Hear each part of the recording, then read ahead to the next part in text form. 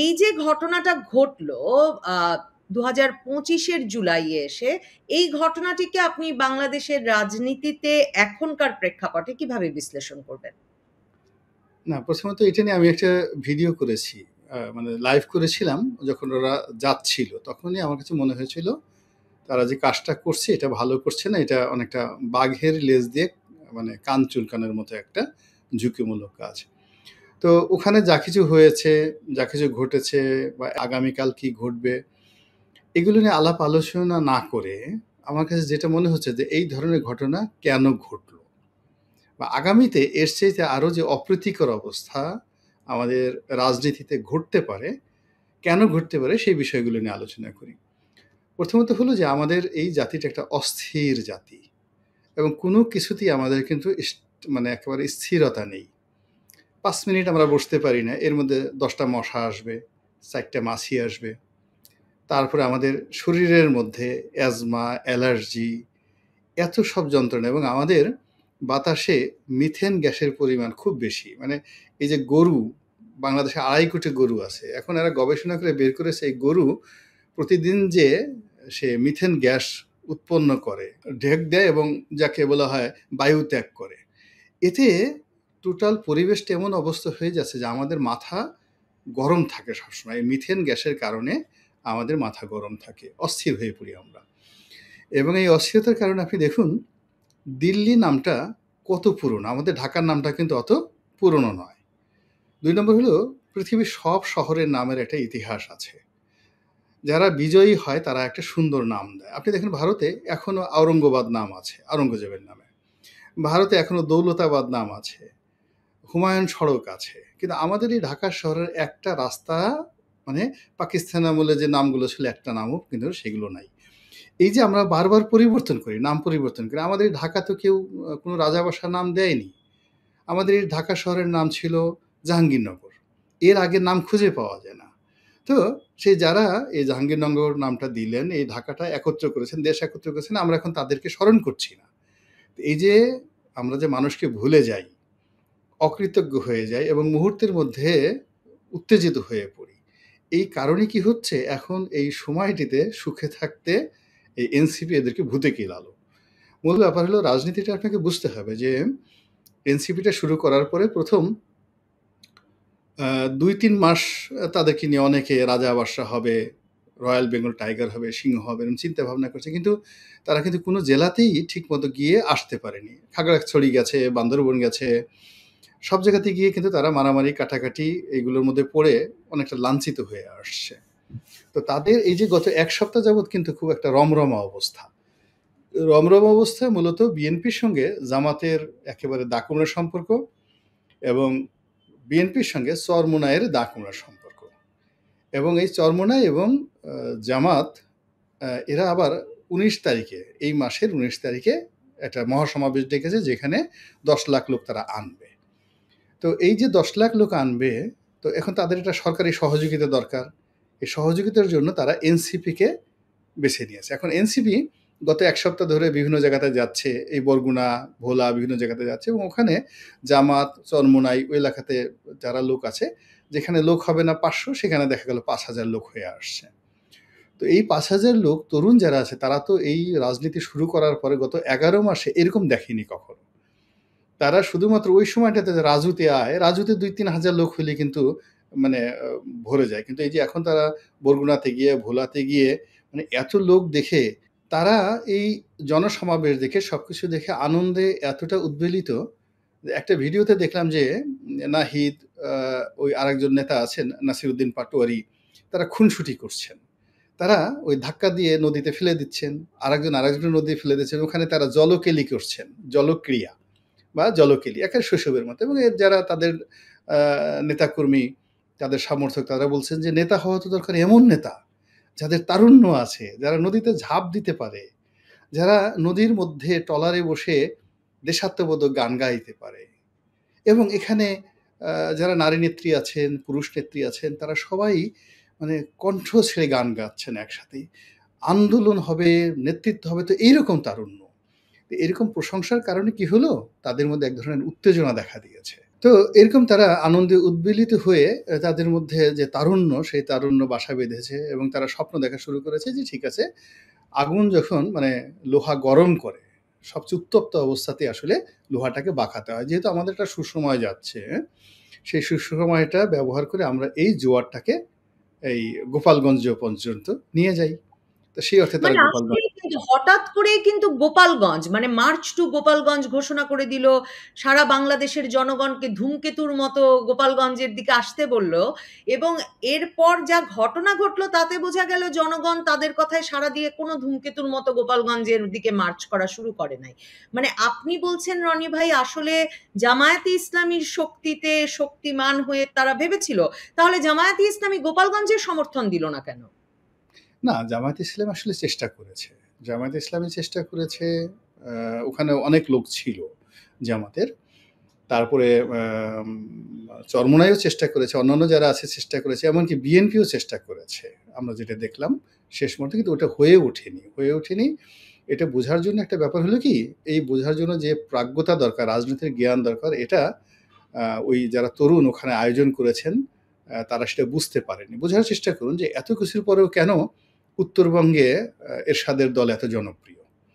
কেন ফেনীতে বা বগুড়াতে বিএনপি জনপ্রিয়? যে কারণে ওখানে জনপ্রিয়, একই কারণে গোপালগঞ্জ, বৃহত্তর ফরিদপুর এবং বাগেরহাট দক্ষিণাঞ্চলের অনেকগুলো এলাকাতে আওয়ামী লীগ জনপ্রিয় এবং এই সমস্ত এলাকাতে যে যেতে হয় না, এই কথা আরো ১২০০ বছর আগে আল মুকাদ্দামা গ্রন্থে এই লিখে গেছেন বড় বড় দার্শনিকরা যারা আছেন, রাজনৈতিক যারা ফিলোসফার, সেটা আপনি ইবনে খালদুন বলেন, আল মুকাদ্দামা বলেন, কিংবা কোড অফ নেপোলিয়ন পড়েন, সব জায়গায় কিন্তু এই কথাগুলো লেখা আছে যে রাজনীতিতে বংশ, নির্বাচনী এলাকা এলাকা এটার একটা বিরাট ভূমিকা আছে। ফলে এই সমস্ত জায়গাতে পা দিতে হয় না, এই ফাঁদের মধ্যে পা দিতে হয় না, একটা কৌশলগত জায়গা আছে। ফলে তারা ওখানে যারা গেছেন তাদের আসলে এই ব্যাপারে পড়াশোনা ছিল না বা নাই, একেবারে আমি লিখে দিতে পারি, এই জন্য তারা এখানে গেছেন। আর একটা ব্যাপার হলো, সবচেয়ে ভয়ঙ্কর ব্যাপার হলো যে এখানে তো বহুমুখী খেলা হচ্ছে, দেশি চক্রান্ত আছে, বিদেশি চক্রান্ত আছে। এখন এই তরুণদেরকে বিপদে ফেলানোর জন্য,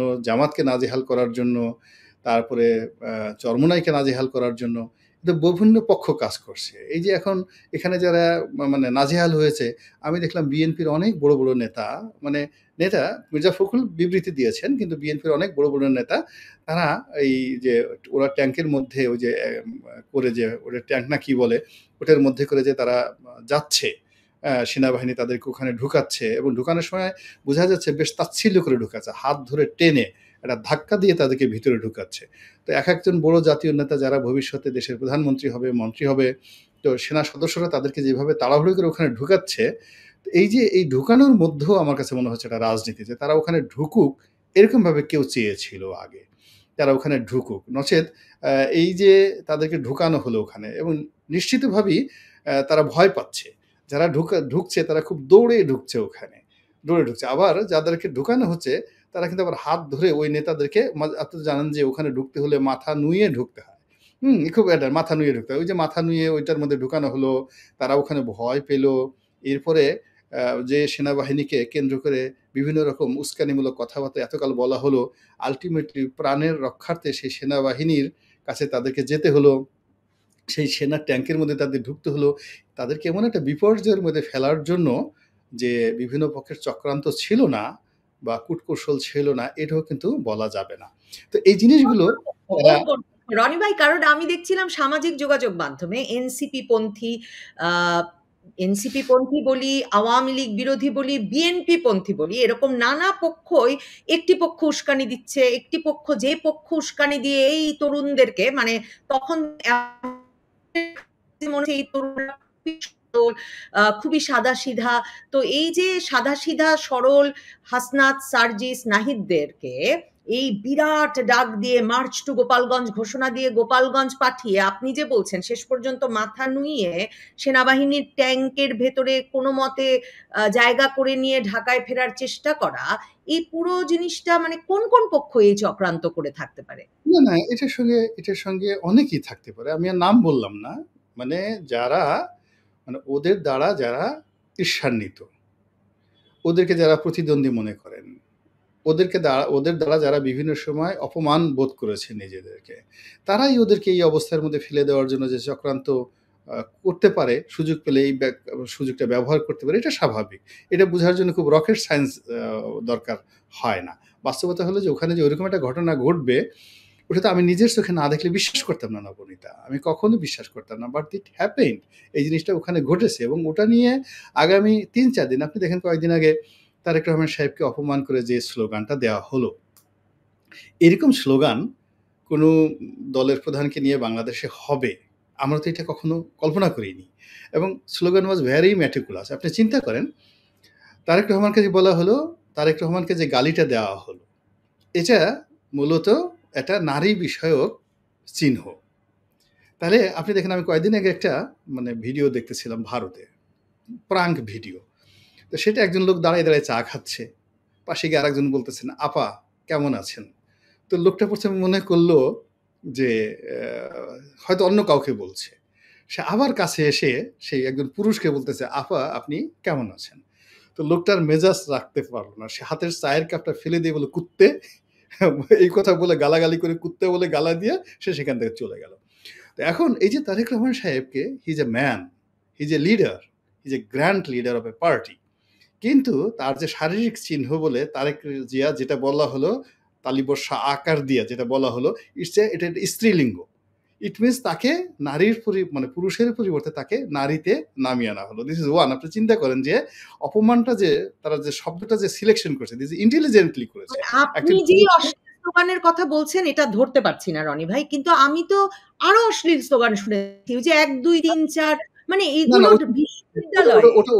না, ওটাও আমি বলছি, এখানে যদি আপনি অশ্লীল শব্দটা যদি তারেক রহমান সাহেবকে কোনো পুরুষ চিহ্ন পুংলিঙ্গর সঙ্গে তুলনা করা হতো, তাহলে ইট ইজ ওকে, একটা নর্মাল গালি ছিল, তারেক রহমান আমার ওটা।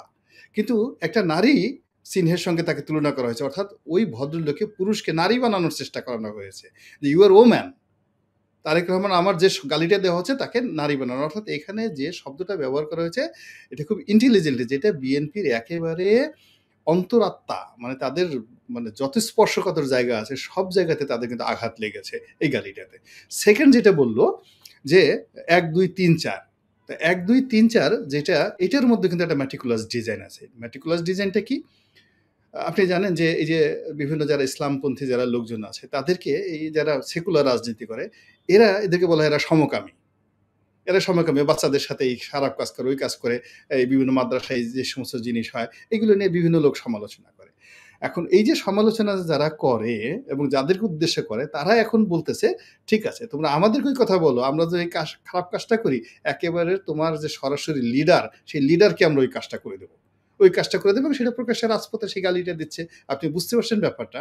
তাহলে এই যে সমকামিতা যে জিনিসটা বলা হচ্ছে, বা অন্য জায়গাতে একটা নারীকে পুরুষ হিসেবে বা পুরুষকে নারী হিসেবে যে যেভাবে বলা হচ্ছে, এটা ম্যাটিকুলাসলি করে বিএনপিকে এমনভাবে খেপিয়ে দেওয়া হয়েছে, এখন ওই বিভেদের যে জায়গাটাতে আর বন্ধন হবে না, কখনো বন্ধন না। মানুষ হয় কি, একটা সময় দেখেন আইএমএ জাহিলিয়াত বলা হয়, আপনার তো শুনছেন এই শব্দ। হবে নাকি, আবার বন্ধন হবে নাকি? এই যে ধরেন আপনি তো গালির কথা বলছেন, এর পাশাপাশি তো এমন ভিডিও বের হলো রনি ভাই যে প্রেসিডেন্ট জিয়ার ছবি পা দিয়ে মারানো হচ্ছে, তার সাথেও আবার স্লোগান চলছে। তো এরপরেও তো আপনি বলছেন যে বিএনপি গোপালগঞ্জে ও শেষ দিকে গিয়ে এনসিপি কে রক্ষার চেষ্টা করেছে। এনসিপি কি বিএনপির দরকার কিনা খুব? না, ওটা স্থানীয়ভাবে, মূল ব্যাপার হলো সবাই স্থানীয়ভাবে তো ওখানে তাদের একটা ফেজ অফ হয়েছে। স্থানীয় রাজনীতি আর জাতীয় রাজনীতি কিন্তু এক না। যেমন দেখা গেল বিএনপি এবং জামাত যখন একসাথে রাজনীতি করেছে, ক্যাবিনেটে বিএনপি জামাত একসাথে আছে ১৯৯৬ থেকে ২০০১। তো ঠিক এই সময়টাতে চাঁপাইনবাবগঞ্জে দেখা গেল জামাতের নেতা আর বিএনপির নেতা মারামারি করছে। এবং ওখানে ইভেন আর একটা জিনিস বলি, আমাদের খুলনাতে একটা জায়গা আছে, ওইটার উপজেলার নাম হলো কয়রা উপজেলা। তো ওই এলাকার আওয়ামী লীগের এমপি, আমি তারা জিজ্ঞাসা করলাম 2010-11 সালে যে ভাই কেমন আছেন? ভাই আর বললেন না, এমপি হয়েছে আওয়ামী লীগের, কিন্তু ওখানে জামাতের সঙ্গে ম্যানেজ করে চলতে হচ্ছে, ওখানে জামাতের প্রভুত্ব বেশি আওয়ামী লীগ জমানাতে। এখন প্রত্যেকটা এলাকাতে একটা স্থানীয় রাজনীতি আছে। আপনি সেই স্থানীয় রাজনীতির বাইরে যেতে পারবেন না। কোনো এলাকাতে সৈয়দ বংশ আছে, কোনো এলাকাতে তালুকদার বংশ আছে, খান বংশ আছে। তারা এত প্রভাবশালী, আপনি যদি সেনাবাহিনীর প্রধানও হন, গ্রামে গিয়া ওই খান সাহেবের, আপনি হিন্দি একটা সিনেমা দেখেন না, বুলান্দি, বুলান্দি একটা সিনেমা আছে, ঠিক ঐরকম। ওই খান বাড়ির সামনে গিয়ে আপনি বাহাদুরি দেখাতে পারবেন না। আপনি সেনাপ্রধান হলেও ওখানে গিয়ে আপনাকে খান সাহেবকে সালাম দিয়ে চলতে হবে। তা আমাদের ওই যে গোপালগঞ্জের যে রাজনীতি, সেই রাজনীতিতে হলো আওয়ামী লীগ একদিকে আর যত রাজনৈতিক দল আছে ওখানে সব একদিকে। তো এখন আওয়ামী লীগের এই দুঃসময় সবগুলো এক হয়েছে। এখন আজকে যদি এনসিপির লোকজন হয়, কালকে তো বিএনপির লোক ওখানে মার খাবে। তো ওটা যার জন্য ওটার সাথে জাতীয় রাজনীতির তুলনা হবে না। জাতীয় রাজনীতির যে সমস্যা, সেখানে আগে যেমন ছবি পাড়ানো, ভাঙা, বা ওই যে যেমন আমরা ইউনিভার্সিটিতে বলছি অমুকের ২ গালে জুতো মারো তালে তালে, অমুকের চামড়া তুলে নেব আমরা, অমুককে কুত্তা দিয়ে কামড়া, এই জিনিসগুলো আসলে রাজনৈতিক স্লোগান। এতে কিন্তু হয় না। এমনকি মতিয়া চৌধুরী বঙ্গবন্ধুর চামড়া দিয়ে ডুগডুগি বাজাতে চেয়েছেন, কিন্তু তারপর কিন্তু সম্পর্ক নষ্ট হয়নি। তো ওসব সমস্যা হয় না। রাজনীতিতে অনেক স্লোগান হয় বিশ্ববিদ্যালয়ে, কিন্তু ইদানিংকালে যে অশ্লীলতা, অশ্রাব্যতা চলে যাচ্ছে, যে অশ্রাব্যতার বিনিময়ে কখনো রাজনৈতিক ঐক্য এদের মধ্যে হবে না। বরং দেখা গেল যে আগামীতে যদি ধরেন জামাতের আমির বা ওই এনসিপির প্রধান যারা নেতা, তারপরে শেষে যাকে বলা হয় চরমোনাই পীর সাহেবের যারা ২ পীর আছেন, এরা আওয়ামী লীগ বিএনপির শীর্ষ যারা নেতৃবৃন্দ রয়েছেন, তাদের সঙ্গে কোনো ঘরোয়া বৈঠক হলো বা কোনো সমাবেশে গেল, উভয় দলের নেতাকর্মী হলো, ওখানে দেখবেন যে মারামারি, রক্তারক্তি কাণ্ড ঘটে গেছে। এবং এরকম একটা পরিস্থিতিতে চলে গেছে পুরো জাতীয় রাজনীতি। এবং সেই জাতীয় রাজনীতিতে যে ভাইবটা আছে, সেই ভাইবটা এই তরুণরা বুঝতে পারেনি। বুঝতে না পারার কারণে এই যে মার্চ টু গোপালগঞ্জে গিয়েছে। এবং আমার কাছে আরও ভয় লাগছে যে ওখানে যে ঘটনাটা ঘটেছে, তারা যদি এটা মূল্যায়ন করে সুন্দরভাবে পরবর্তী প্রোগ্রাম করতে পারে, তাদের জন্য বেটার হবে। কিন্তু আমার কাছে মনে হচ্ছে সেই জিনিসগুলো তারা করতে পারবে না। তারা করতে পারবে না, বরং এটাকে তারা আরো উগ্রতার দিকে নিয়ে যাবে। নিয়ে গিয়ে এখানে মূল ব্যাপারটা হলো, বোঝার চেষ্টা করুন, এনসিপির প্রতিদ্বন্দ্বী তো এখন আওয়ামী লীগ না। আওয়ামী লীগ ইজ এ মানে ডেড হর্স।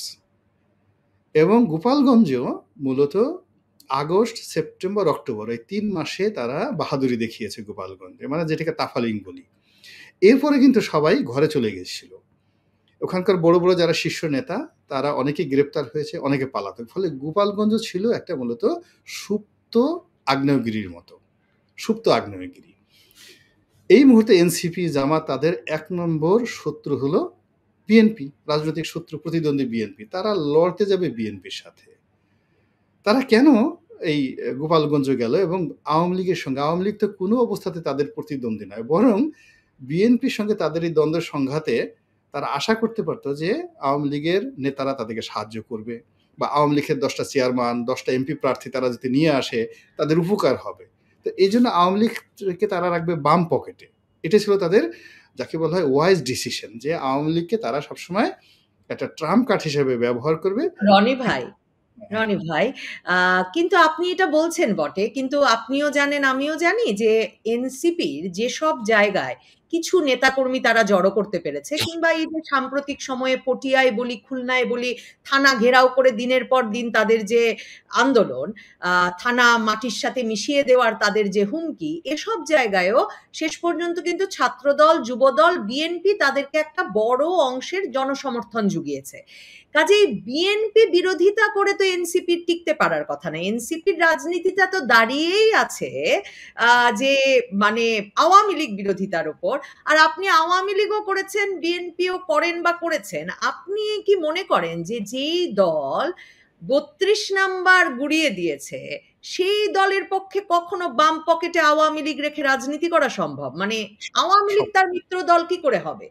না, এটা সম্ভব। এটা সম্ভব। আপনি শেখ হাসিনার একটা রিসেন্ট যে অডিও যে বার্তা, মানে তিনি সেটা বলেছেন যে আমি এই সমস্ত জিনিস কোনো কিছু মনে রাখিনি, কার প্রতি আমার কোনো অভিযোগ নেই। রাজনীতির একটা মূল ব্যাপার হলো যে রাজনীতির শেষ পর্যায়েও এটা অঙ্কের বিষয়। It's a matter of mathematics. Awami লীগের ১ নম্বর প্রতিদ্বন্দ্বী সেটা হলো বিএনপি, নট জামাত। এখানে জামাত জাতীয় পার্টি, অন্যান্য ছোট, ছোট দলগুলো এগুলো অক্সিলারি ফোর্স। এবং সারা বাংলাদেশে আওয়ামী লীগের যে ক্ষতিটা হয়েছে বিএনপি দ্বারা হয়েছে, জামাত দ্বারা এখন পর্যন্ত হয়নি, এমনকি এনসিপি দ্বারা হয়নি। এনসিপি সামনে থেকে ধরেন ৩২ নম্বর ভেঙেছে, কিন্তু ওখানে মূল শক্তি জুগিয়েছে কারা? গিয়ে দেখেন বিএনপির লোক, জামাতের লোক, এনসিপির কয়টা লোক আছে। তো এই জিনিসগুলো তো আওয়ামী লীগ জানে। এখন মানে ইভেন কি ডক্টর মোহাম্মদ ইউনূসের সাথেও তার কিন্তু কোনো আওয়ামী লীগের কোনো শত্রুতা নেই। এখন বিএনপির সাথে ডক্টর ইউনূসের সাথে যে শত্রুতা বা তাদের উভয়ের মধ্যে যে দূরত্বটা সৃষ্টি হয়েছে, সেক্ষেত্রে যদি অপশন আসে বন্ধুত্বর, আগামী দিনে ডক্টর ইউনূসের সাথে আওয়ামী লীগের বন্ধুত্ব হওয়ার সম্ভাবনা অনেক বেশি। এটাই হলো পলিটিক্যাল সায়েন্স, এটা বুঝতে হবে আপনাকে, এর বাইরে কোনো কথা নাই। তা আমার বক্তব্যটা হলো, যেখানে মানে তারা এই বিএনপির অক্সিলারি ফোর্স হওয়ার জন্য, বিএনপির সাথে সিট ভাগাভাগি করার জন্য, বিএনপির বন্ধু হওয়ার জন্য গত ১১ মাস ধরে তো তারা সেই চেষ্টা করছে। সবাই তো যে চেষ্টা করছে যে সমস্ত রাজনৈতিক দলগুলো আওয়ামী লীগকে এক ঘরে করে তারা নিজেরা ক্ষমতাটা ভাগাভাগি করবে। এবং গত ১১ মাস ধরে যে নেগোসিয়েশনটা চলছে, সেই নেগোসিয়েশনের রিয়েলিটিটা কি? ডক্টর মোহাম্মদ ইউনূস রাষ্ট্রপতি হবেন, তার সেফ এক্সিট থাকবে এবং বিএনপি এটাকে একটা ব্ল্যাঙ্ক চেক দেবে। This is one. Second thing হলো, একটা সুন্দর সাজানো গোছানো নির্বাচন হবে, সবাই এখানে অংশগ্রহণ করবে, সিটটা ভাগাভাগি হবে অনেকটা জাতীয় সরকারের মতো, যেটা তারেক রহমান সাহেব করেছেন। এখন এখানে বক্তব্য হলো যে তারেক রহমান সাহেব বা বিএনপি তাদেরকে ১৫০টা সিট বা ১৩০টা সিট দেওয়া হবে, বাকি যারা ছোট ছোট দল আছে তারা সবাই মিলে এই সিট ভাগাভাগি করে নেবে। এই গত ১১ মাস ধরে সর্বমূলে যে চেষ্টাটা করা হয়েছে এই সিট ভাগাভাগি। এখন সেই সিট ভাগাভাগি সেটা বিএনপি রাজি হয় নাই। বিএনপি চিন্তা করে ইলেকশন হলেই তো আমি ২৮০টা সিট পেয়ে যাব।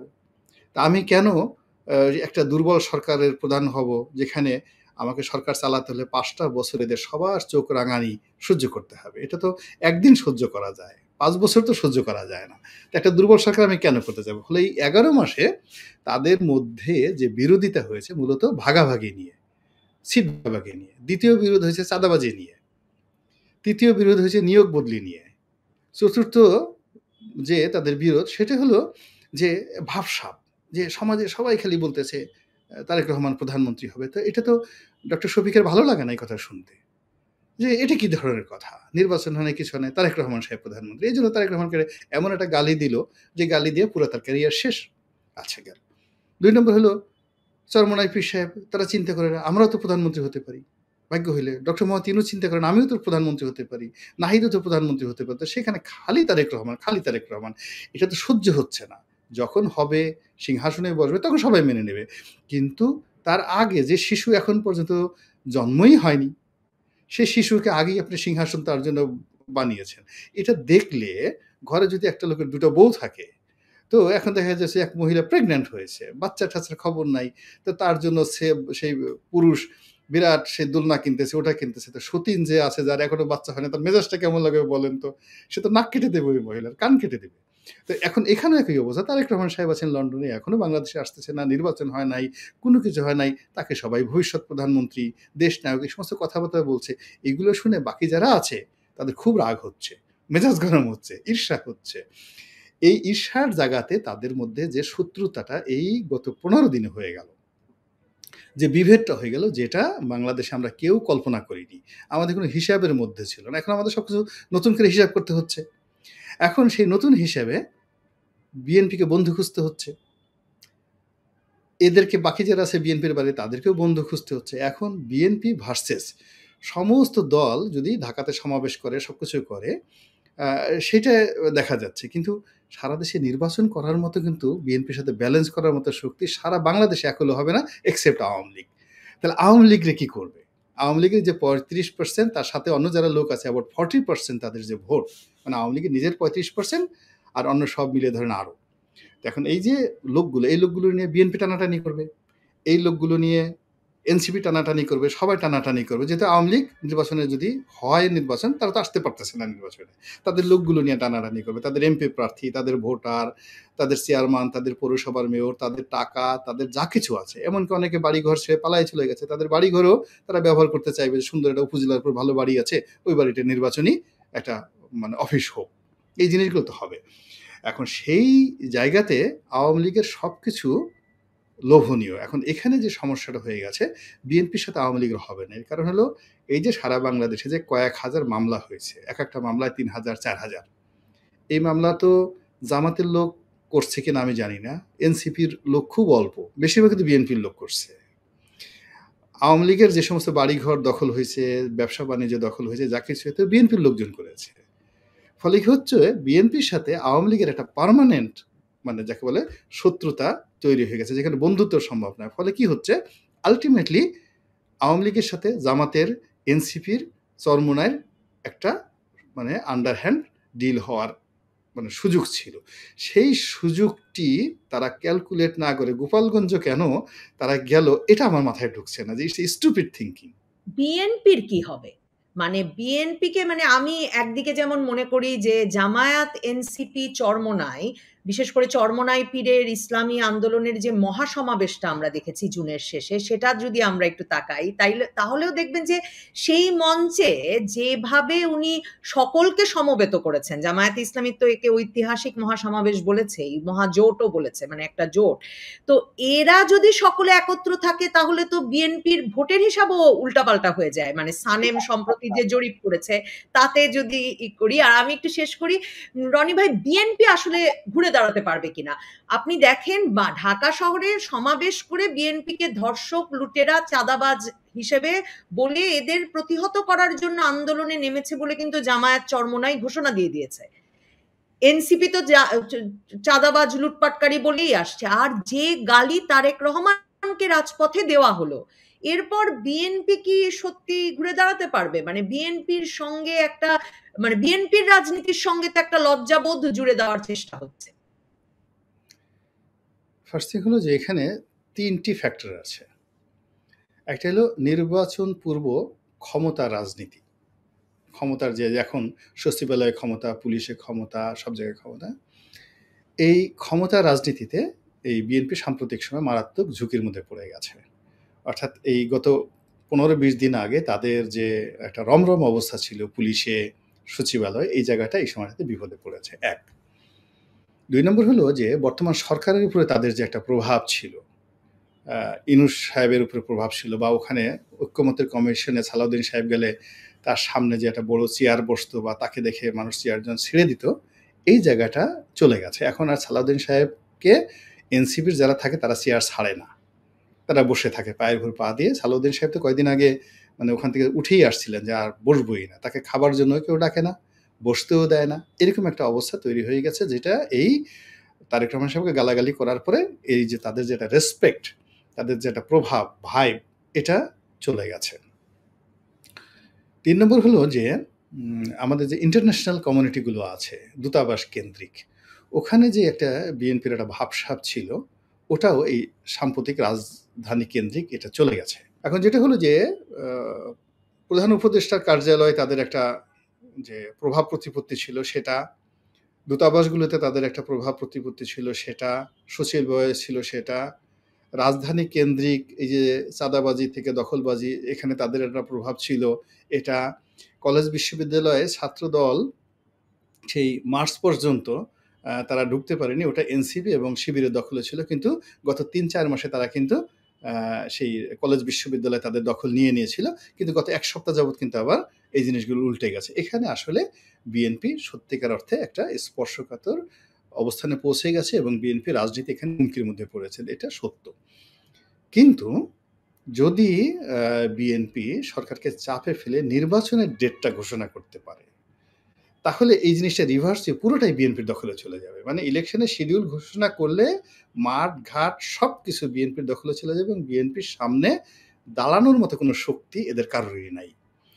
এখন যেই জিনিসটা হচ্ছে, পলিটিক্সটা যেটা হচ্ছে, সেটা হলো এই যে বিভিন্ন ভাইব তৈরি করে, হাইপ তৈরি করে সরকারকে ব্যর্থ দেখিয়ে এই দেশটা যে নির্বাচনের উপযুক্ত নয়, এবং this time is not the real time and perfect time for a free fair election, এই জিনিসটা বোঝানোর জন্য একটা অস্থিতিশীল পরিস্থিতি কেউ তৈরি করার চেষ্টা করছে। আজকে দেখলাম এই গোপালগঞ্জের এই ঘটনার পর হান্নান মাসুদ একটা স্ট্যাটাস দিয়েছে যে আগে জীবন, এই সরকারের প্রতি আমরা সরকারকেও ছাড়বো না।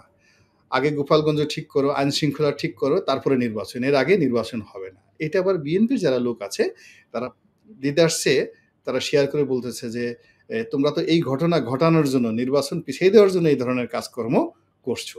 তাহলে বোঝার চেষ্টা করো যে বিএনপির একমাত্র সফলতা কাঙ্ক্ষিত জিনিস হলো সরকারকে যে কোনো মূল্যে নির্বাচনের পথে নিয়ে যেতে হবে, এবং এটা চাপ তাপ হরতাল অবরোধ যা কিছু করা দরকার, যমুনা ঘেরাও যা কিছু করে তারা যত দ্রুত সম্ভব, যদি তারা অক্টোবর মাসে নির্বাচন করতে পারে, দে কুড সার্ভাইভ।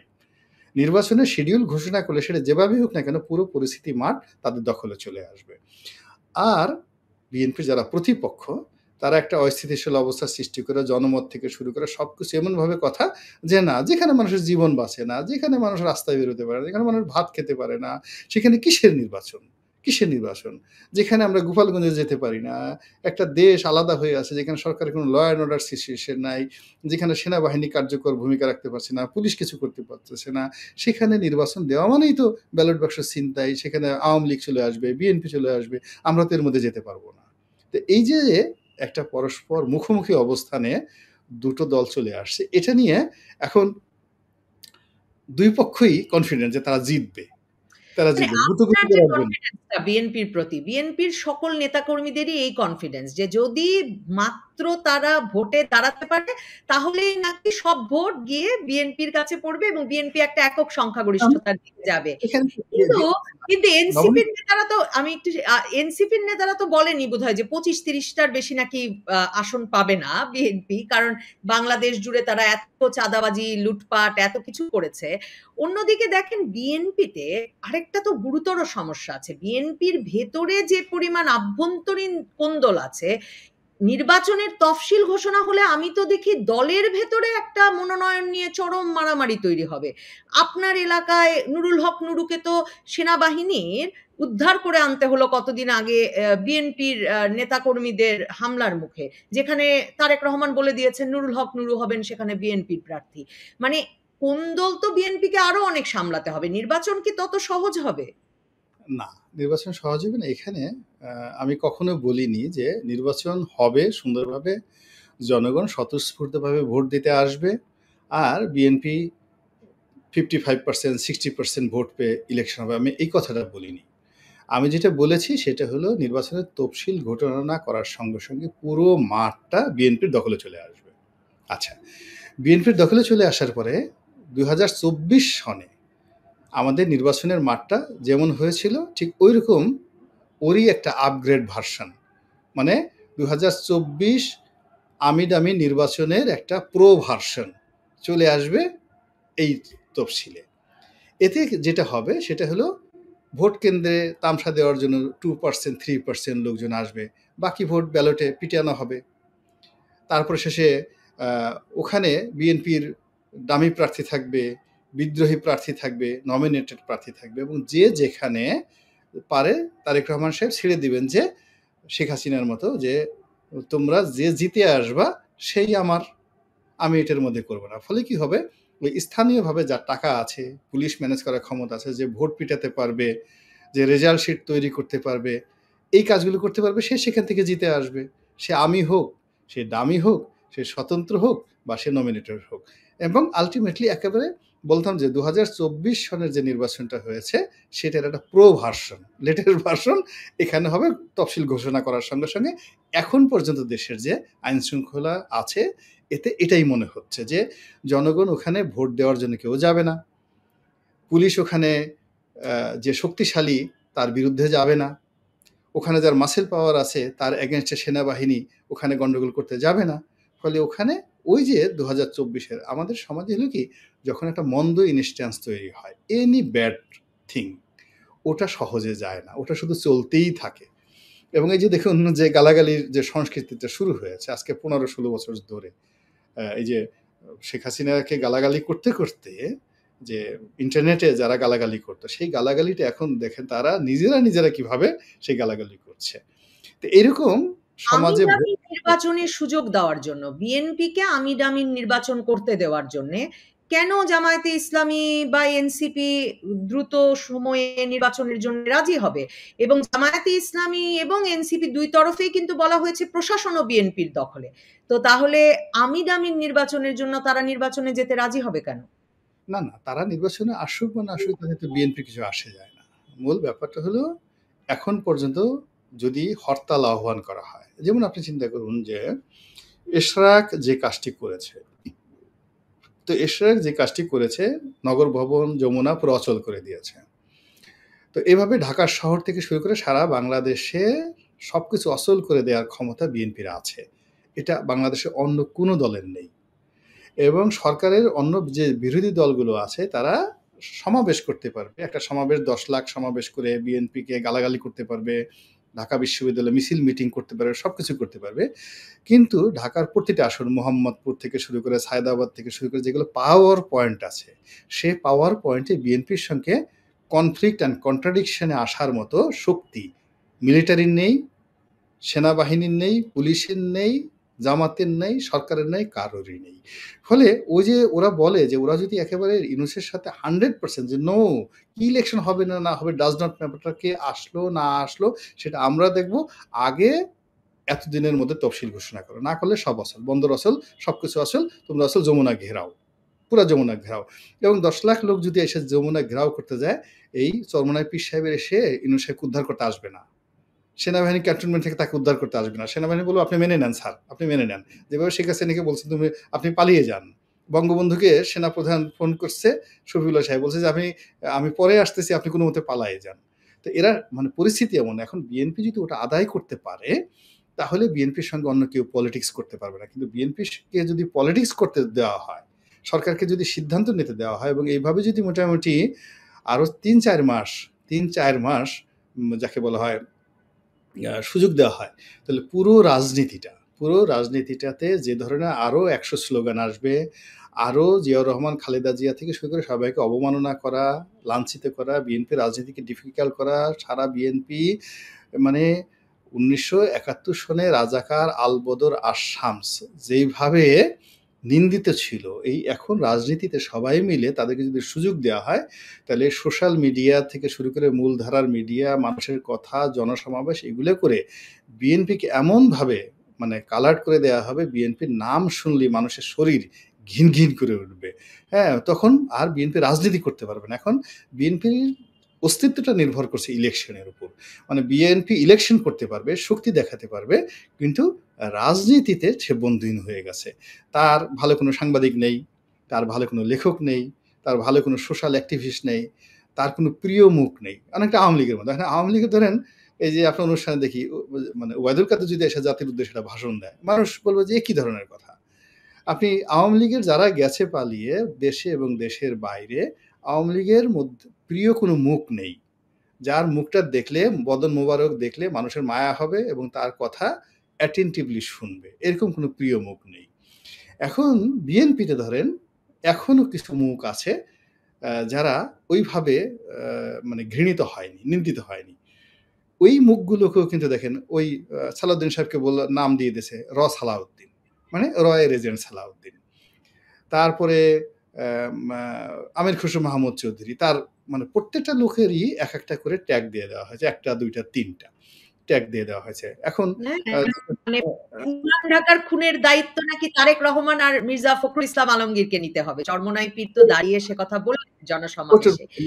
ওইগুলো কিন্তু তো আপনি এগুলোর যে বলছেন রাজপথে বিএনপিকে নির্বাচন আদায় করে নিতে হবে খুব শিগগিরই। বিএনপির তো আদালত রাজপথে কোনো দাবি আদায় করার তেমন সাফল্য দেখি না। আর ২০১৩-১৪ যদি মনে করি, খুব বড় আন্দোলন তারা গড়ে তুলেছিল আওয়ামী লীগ সরকারের বিরুদ্ধে। সে সময় জামাত আসলে সারা বাংলাদেশের রাজপথে বড় ধরনের ভূমিকা রেখেছে। তো মানে জামায়াতে ইসলামী ছাড়া বিএনপি রাজপথে আন্দোলন করে কিছু আদায় করে নিতে পারবে? না, এখানে আমি আপনার সাথে দ্বিমত পোষণ করি। এখানে মূল ব্যাপার হলো বিএনপির যে স্পিরিট, এটা even better than Awami League. আপনি যদি বিএনপির ক্ষমতা ধরেন এরশাদ জামানাতে, তো এই যে খালেদা জিয়ার যে আপসহীনতা, তার যে সংগ্রাম করার ক্ষমতা, আর ছাত্র দলের যে ডেসপারেট যে ক্ষমতাটা, ওটা একমাত্র মানে যাকে বলা হয় অন্য কোনো দলের সঙ্গে তুলনা করা যায় না। এরা একটা প্রতিকূল অবস্থার মধ্যে এই কাজটা করেছে টেস্টেড, এবং সেই নেতাগুলোই এখন তাদের জাতীয় নেতা। ফলে দে নো আন্দোলন কিভাবে করতে হয়। তাদের যে ক্ষতিটা হয়ে গেছে সেটা হলো তারা জামাতকে ওভার রেটিং করেছিল যখন জামাত বিএনপি জোট ছিল। তারা বেগম জিয়া যেমন একটা ছোট আমাকে কাদের মোল্লা বলতেছিলেন একটা গল্প, কাদের মোল্লা গল্প বলতেছিলেন। তো বেগম জিয়ার রুমে যদি ঢুকতে হয় তো জুতা খুলে তার রুমে ঢুকতে হতো, তার সবাই জুতা খুলে ঢুকতেন। তো এরকম সে যখন প্রাইম মিনিস্টার, তো ঢুকছেন কাদের মোল্লা, ঢুকছেন জুতা খুলে, বের হয়ে দেখেন জুতা নাই, জুতা চুরি হয়ে গেছে। তো সে গিয়ে বেগম জিয়াকে বলতেছে যে ম্যাডাম আমাকে এখন জুতা কিনে দিতে হবে, আপনার এখানে এসে এই অফিসে এসে আমার জুতা হারাই গেছে। তখন বেগম জিয়া মুচকি হেসে বলতেছে যে এটা কি জামাতের অফিস পাইছেন নাকি? আপনি বোঝার চেষ্টা করেন যে মানে বিএনপির সর্বোচ্চ নেত্রী জামাতকে ওভার রেটিং করেছে অনেস্টির ক্ষেত্রে এই পর্যায়ে আছে গেল। ২ নম্বর হলো তাদের ওই যে আমাদের কতগুলো লোক আছে আবুল বারকাত, মানে জঙ্গিবাদের অর্থনীতি। এখন উনি কি গবেষণা করে তাদের ৪০,০০০ কোটি টাকার এই সম্পত্তি আছে, এগুলো করছে ইত্যাদি ইত্যাদি কথাবার্তা বলছে, এগুলো সব বোগাস, মানে এভরিথিং ইজ বোগাস। মানে আমি তো জামাতকে মানে যেভাবে ভিতর থেকে দেখেছি, এদের কয় টাকা আছে, কয়টা বাড়ি আছে, কি আছে, মানে এদের একটা যে সিস্টেমটাই আমাদের বাইরের লোকগুলো বুঝতে পারেনি। না বুঝে এখন পর্যন্ত সবাই মনে করে জামাত মিন্স তাদের বিলিয়ন বিলিয়ন ডলার, তাদের কোনো টাকা পয়সা নাই। এরপরে শিবির, তারা এত অর্গানাইজ, তাদের এত অস্ত্র আছে, এত শস্ত্র আছে। ফলে কি হলো ২০১৪ যে জ্বালাও পোড়াও আন্দোলনটা আর ২০১৫-১৬ যে জ্বালাও পোড়াও আন্দোলনটা, এটা মূলত বিএনপি নিজেরা না নেমে জামাতের উপর দিয়েছে, যেটা জামাত ফেল করেছে।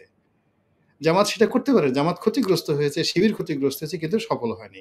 কিন্তু ওই কাজটা যদি ছাত্রদল করত তাহলে ওই জ্বালাও পোড়াওয়ের পরিবর্তে একটা সিস্টেমেটিক আন্দোলন হতো, যেটা আওয়ামী লীগের জন্য ২০১৩ সনে যেটা পুরোটা জামাত করেছে, ওটা যদি জামাতকে তারা অফ করে নিজেদের শক্তিতে করতো, দে are well trend, they R professional, এবং তারা রাজপথের লড়াকু। কিন্তু জামাত যে কাজটা করেছে, গিয়ে ২টা গাড়িতে আগুন ধরাই দিয়েছে, ২টা ঢিল মেরে দিয়েছে, দুটো ওই কাজগুলো করেছে। হ্যাঁ, ওই আমেরিকান রাষ্ট্রদূতের গাড়িতে আগুন দিয়ে দিচ্ছে। ফলে এগুলো রেজাল্ট আসলে ভালো আসেনি, এগুলো রেজাল্ট ভালো আসেনি। কিন্তু এখন জামাত যদি সত্যিকার অর্থে ঢাকা বিশ্ববিদ্যালয়, ছাত্রলীগ ছাত্রদল যেভাবে মারামারি করেছে, হল দখল করেছে, এটা যদি ছাত্রদলের সাথে শিবিরের এই জিনিসগুলো হয়, এটা শিবির টিকবে না, একটুও টিকবে না। বিকজ এখানে তো ছাত্রদলের ছেলেরা ওয়েল ট্রেন্ড, তাদের লোক বেশি। আর জামাত যেটা করেছে, তাই সে অর্ধেক লোক ঢুকিয়ে রেখেছে ছাত্রদলে, অর্ধেক লোক ঢুকিয়ে রেখেছে ছাত্রলীগে, কিছু লোক ঢুকিয়ে রেখেছে তাবলীগে, কিছু লোক বসে বসে সারাদিন দাওয়াতি কাজ করে, দেখালে আসসালামু আলাইকুম, মোলাকাত করে, ইত্যাদি ইত্যাদি। ক্লাসে ফার্স্ট হয়, সেকেন্ড হয়, কিন্তু ওই যে চাঁদা তুলে, কাটা রাইফেল দিয়ে, বন্দুক করে, যে ঢাকা বিশ্ববিদ্যালয়ের যে প্রথাগত রাজনীতি, এই প্রথাগত রাজনীতিতে যদি সত্যিকার অর্থে ছাত্রদল অ্যাকশনে যায়, অ্যাকশনে যাওয়ার পরে এই যে ছাত্রদল ১৯৮০ সন থেকে এখন পর্যন্ত যে নেতাগুলো সারা বাংলাদেশ নিয়ন্ত্রণ করেছেন, তারাই এখন বিএনপির গ্র্যান্ড লিডার, তাদের হাতে সমস্যা। ফলে এখানে পারবে না, মানে শক্তি প্রয়োগের ক্ষেত্রে পারবে না। এখানে হয়তো কেস টু কেস একটা অপারেশনের ক্ষেত্রে পিছন থেকে একটা গুলি করলো, একটা এলাকাতে একটা অকারেন্স ঘটলো, এই জিনিসগুলো পারবে। কিন্তু যদি সিরিজ অফ অ্যাকশনে চলে যায় ছাত্রদলের সঙ্গে, ওই শক্তি প্রয়োগে পারবে না। This the reality. মানে বেয়াদবি নেবেন না, আপনার রাজনৈতিক অভিজ্ঞতা, দেখার চোখ, সেটার সাথে কোনো দ্বিমত নাই। কিন্তু এই যে ২০২৪-এর জুলাই আগস্টের পরেও এখনো এই যে আপনার সঙ্গে যখনই কথা হয়, আপনি যে এখনো জামাতকে, জামায়াতে ইসলামীকে বাংলাদেশের একটা শক্তিশালী রাজনৈতিক পক্ষ হিসেবে মানতে সেভাবে রাজি নন, এবং মনে করেন সত্যি যে বিএনপি গেলে পরেই শিবিরকে হল থেকে সরে যেতে হবে। ১৭ বছরে তো ছাত্রলীগ ছাত্র শিবিরকে হল থেকে সরাতে পারে নাই, সেটা তো প্রমাণিত হয়েছে ২০২৪-এর জুলাই আগস্টে। আপনি দেখেন যে চরমোনাই পীরের কটা ভোট আছে আমরা বলতে পারি, কিন্তু গত ১৭ বছরে অনেক নির্বাচনে অনেক দল অংশ নেয় নাই, কিন্তু চরমোনাই পীরের ইসলামী আন্দোলন বাংলাদেশ সারা বাংলাদেশের স্থানীয় নির্বাচন, জাতীয় নির্বাচনগুলোতে মনোনয়ন দিয়ে শৃঙ্খলার সাথে নির্বাচনে অংশগ্রহণ করে দলটাকে যেভাবে সংগঠিত করেছেন, আপনার মনে হয় না যে হয়তো সেই রাজনীতিগুলো সেভাবে আমরা নজর করছি না দেখে এরকম মনে হচ্ছে। কারণ 2024-এর আসলে মাঠের রাজনৈতিক শক্তি কারা ছিল আপনার মনে হয়? মানে আমার তো মনে হয় মাঠের রাজনৈতিক শক্তি, সংগঠিত রাজনৈতিক শক্তি তো আর হাসনাত সার্জিসের না। সেই শক্তি তো নিশ্চয়ই জামায়াত ইসলামী, ইসলামী আন্দোলন বাংলাদেশ এরাই জুগিয়েছে, হেফাজতে ইসলাম জুগিয়েছে, যাদেরকে আমরা যমুনার সামনে মে মাসে আওয়ামী লীগ নিষিদ্ধের আন্দোলনেও দেখেছি। এখানে একটা জিনিস আপনাকে বুঝতে হবে যে 15 বছর শেখ হাসিনার জমানাতে যে রাজনীতির যে পলিসিটা ছিল সেটা হলো প্রত্যেকটা রাজনৈতিক দলের মেরুদণ্ড ভেঙে দাও, নেতৃত্বটাকে দুর্বল করে দাও, নেতৃত্ব শূন্য করে দাও, আর নেতৃত্বদেরকে মোনাফেক মির্জাফর বানিয়ে দাও, তাদেরকে ঘুষ দাও, জেলে নাও, তাদের সাথে সুন্দর জেলে নিয়ে এক কথা বলো, জেলের বাইরে এক কথা বলো। ফলে এই 15 বছরে সমস্ত রাজনৈতিক দলেরই যারা শীর্ষ নেতৃত্ব তাদের 3টা ফেজ। একটা হলো কেউ জেলে গেছে অথবা কেউ জেলে যাওয়ার আতঙ্কে থরথর করে কাঁপছে। আরেকটা গ্রুপ অসাধারণ দক্ষতা অর্জন করেছে কিভাবে পালাতে হয়, পুলিশ আসার সঙ্গে সঙ্গে কিভাবে পালাতে হয়, এটাই যে দক্ষতা আমাদের রাজনৈতিক নেতৃবৃন্দ অর্জন করেছে গত 15 বছর, এইরকম দক্ষ আপনি এখন পৃথিবীর কোথাও পাবেন না। থার্ডলি হলো ভয় পাওয়া, মামলা মোকদ্দমায় ভয় পাওয়া। আর ফোর্থলি হলো অর্থনৈতিকভাবে প্রত্যেকটা রাজনৈতিক নেতাকর্মীর ব্যাকবোনটাকে শেষ করে দেওয়া। ফলে আওয়ামী বিরোধী শিবির এখন, সেটা ছাত্র শিবির বলেন আর ছাত্র দল বলেন, বিএনপি বলেন আওয়ামী লীগ বলেন, এদের সবার মধ্যে এখনো শেখ হাসিনা আতঙ্ক আছে। এদের সবার মধ্যে ওই সময়টাতে যে মেরুদণ্ডটা ভেঙে গেছে, এই মেরুদণ্ডটা শক্ত হতে আরও 8-10 বছর সময় লাগবে। এখন পর্যন্ত কারো মেরুদণ্ড নেই, কুচি খোকার মতো সবার মেরুদণ্ড আছে। পিছন থেকে যে কোনো একটা ধমক দিলে, পুলিশের একটা বোমা ফুটলে, বাঁশি ফুটলে আবার তারা সে আগের মতো দৌড় দেবে আর কি। এই হলো বাস্তব অবস্থা। তো কাজেই পুরো রাজনৈতিক অঙ্গনে, আর অন্যদিকে কি হলো, এই শক্তিটা দুর্বল করে দেওয়ার কারণে আওয়ামী লীগের যারা নেতাকর্মী ইচ অ্যান্ড এভরিবডি, তাদের সবারই মেরুদণ্ড শেষ হয়ে গেছে। তারা relax, we have money, we have an everything, আমাদের তো কারো পাত্তা দেওয়ার দরকার নেই, প্রতিদ্বন্দ্বিতাহীন। ফলে কি হলো, রুখে দাঁড়ানোর মতো শক্তি থাকা সত্ত্বেও তারা মুহূর্তের মধ্যে সবাই পালাই গেছে এই যে জুলাই আগস্টের এই সময়টিতে। ফলে এই সময়টিতে আপনি যদি দেখেন যে মানে কাজীর গরু খাতায় আছে গোয়ালে নেই, এরকম। এখন যে রাজনৈতিক যে শক্তিগুলো দেখছেন, সেই রাজনৈতিক শক্তিগুলো মূলত কারোরই প্র্যাকটিক্যালি গত 15 বছরে কেউ সংঘাতে প্রমাণ করেনি। জামাত এখানে তার সুরত পাল্টিয়েছে, কেউ ছাত্রলীগ হয়েছে, কেউ ছাত্রদলে গেছে, কেউ বলছে ছাত্রদল যারা আছে তারা সবাই পালিয়ে থেকেছে, বিভিন্ন এলাকাতে ম্যাচে থেকেছে। এখন এই যে দুর্বল কতগুলো শক্তি, ধরেন আপনার হাতে একটা বড় গদা আছে, কিন্তু আপনার গদাটা ওঠানোর মতো আপনার হাতে শক্তি নেই, এটা নিয়ে দুজন প্যারালাইজড লোক মারামারি করার পরে এখন আপনি গদা দিয়ে বাড়ি দিতে চাইবেন ঘাড়ের উপরে, কিন্তু যেহেতু আপনার হাতটা প্যারালাইজ, আপনি উঠাইতে পারবেন না গদা। আর যদি কোনো মতো উঠাইতে পারবেন তাহলে আপনি ওঠাতে ব্যালেন্স থাকবে না, ঘাড়ে বাড়ি দিতে গিয়ে মাথায় বাড়ি পড়ে যাবে। ফলে সামনে যে সংঘাতটা আসতেছে, রাজনৈতিক সংঘাত, এই সংঘাত করার মতো তাদের যে ব্রেইন, তারা তো 15 বছরে সংঘাত করেনি কারোর সাথেই সংঘাত করেনি। তারা শুধুমাত্র পালিয়েছিল, তারা শুধুমাত্র ভয় পেয়েছিল, তারা শুধুমাত্র নেগোসিয়েশন করেছিল, তারা শুধুমাত্র ইয়ানফসি করেছিল। This is the reality. আর এই গত 11 মাসে তারা যেটা করেছে, ভাতৃঘাতী সংঘাত করেছে, নবসকে বাড়িয়েছে, ভুঁড়ি বড়ো করেছে, পকেট ভারী করেছে, হ্যাঁ, নিজেদের যে স্নায়ু এতদিন যাবৎ তাদের মধ্যে যে সকল স্নায়বিক দুর্বলতা ছিল, লোভ ছিল, লালসা ছিল, যেগুলো তারা পূর্ণ করতে পারেনি, এই সময়তে তারা সেই কাজগুলো করছে। হ্যাঁ, তো এই ফলে কি হলো, তাদের যে স্ট্রেংথ, আগের যে দুর্বল শরীর, সেই দুর্বল শরীরে যদি 5 কেজি চর্বি হয়ে যায়, দুর্বল শরীরে যদি দেখা গেল যে তার আগে একটা গার্লফ্রেন্ড ছিল, এখন 3টা গার্লফ্রেন্ড হয়ে যায়, তার দুর্বল শরীর, তার আগে ব্যাংকে টাকা ছিল 100, এখন টাকা হয়ে গেছে 1 কোটি। তো সব মিলিয়ে একটা ইমব্যালেন্স হয়ে গেছে না? একটা মানুষকে হঠাৎ করে আপনাকে নিয়ে চাঁদের দেশে ছেড়ে দিলে আপনার কি হবে?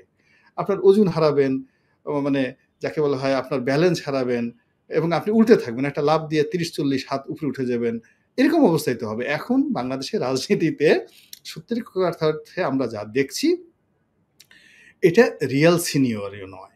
এখানে মাধ্যাকর্ষণ শক্তি নাই, মহাকর্ষণ শক্তি নাই, এখানে ওজন নাই, এখানে রাজনীতির আলো নেই, রাজনীতির বাতাস নেই, পরিবেশ নেই, তারপরে প্রাকৃতিক যে ভারসাম্য থাকা দরকার, যে ইকো ব্যালেন্স, সেই ইকো ব্যালেন্স নেই। ফলে যে যার মতো করে চিৎকার করছে, যে যার মতো করে শক্তি দেখানোর চেষ্টা করছে, যে যার মতো লম্ফ-জম্প দিচ্ছে, এবং লম্ফ দিয়ে তারা যখন গর্তে পড়ছে তখন বলে যে, হায় আল্লাহ! এ কোথায় পড়লাম? এই যে যেমন তারা যখন গোপালগঞ্জে গেছে, তারা শতভাগ নিশ্চিত হয়ে গেছে তারা গোপালগঞ্জ বিজয় করে আসবে। এমন বিজয় করে আসবে পুরো গোপালগঞ্জ যে সারা বাংলাদেশের মানুষ ভয়ে থরথর করে কাঁপবে, এবং দিল্লিতে শেখ হাসিনা সেই দৃশ্য দেখে সেন্সলেস হয়ে যাবে। That was their confidence. কিন্তু বাস্তবে কি হলো? এখন ঠিক সেম অবস্থা জামাতের যারা লোকজন তারা মনে করছে আমাদের এটা আছে, আমাদের সঙ্গে কোরআন আছে, হাদিস আছে, আল্লাহ আছে, আসমানি ফেরেশতা আছে। তো এই ফেরেশতা আছে, আমাদের হাতে আবাবিল পাখি আছে। তো এগুলো নিয়ে এরা চাঁদাবাজি করছে, ধর্ষণ করছে, এরা গুনাহগার।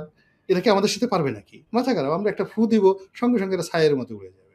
এখন সেটা যখন সংঘাত হবে, তখন তারা মনে করবে। অন্যদিকে বিএনপি মনে করছে, এ কি জামাত? আমরাই তো তাদেরকে লালন করেছি, পালন করেছি, বড় করেছি। তাদেরকে বংশবৃদ্ধিতে সাহায্য করেছি। প্রয়োজন ঘটানো যেন বহু, বহু জামাত হয়ে যায়। হ্যাঁ? তাদের ব্রিডিং করেছি আমরা। সেই জামাত আমাদের মুখের উপর কথা বলে, এত্ত বড় সাহস! আজ তোদের একদিন কি? আমাদের একদিন হালুম। এই যে হালুম করে যে তারা পড়বে, পড়ার পরে জামাত যে কি করবে, সেটা ওই ঘটনাটা না ঘটা পর্যন্ত আমরা বলতে পারছি না। বিকজ এই গত ১৫ বছরে মানে কারোরই লড়াই করার সংগ্রাম নেই। সংগ্রাম করার, লড়াই সংগ্রামের কোনো ইতিহাস, সফলতার কোনো ট্র্যাক রেকর্ড নেই। তারা শুধু করছে যে কি করে সারভাইভ করা যায়। মানে তারা যে ফিটেস্ট, এটার প্রমাণ হলো তারা এখনো বেঁচে আছে। তারা যে ফিটেস্ট, তারা এখনো এই অবস্থায় তারা শেখ হাসিনার মতো পালাই যায় নাই।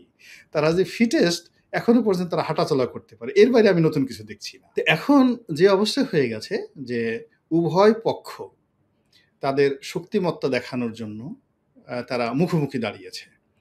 ফলে এই মুখোমুখি সংঘাত, সংঘর্ষ, প্রেম, ভালোবাসা, মানে কেউ কারোর সঙ্গে প্রেম করতে চাচ্ছে। যেমন জামাত এবং চরমোনাই, এরা তো গত ৫০ বছর যাবৎ, ৭০ বছর যাবৎ শত্রুতা করে আসছে। হঠাৎ করে তাদের মধ্যে প্রেম হলো।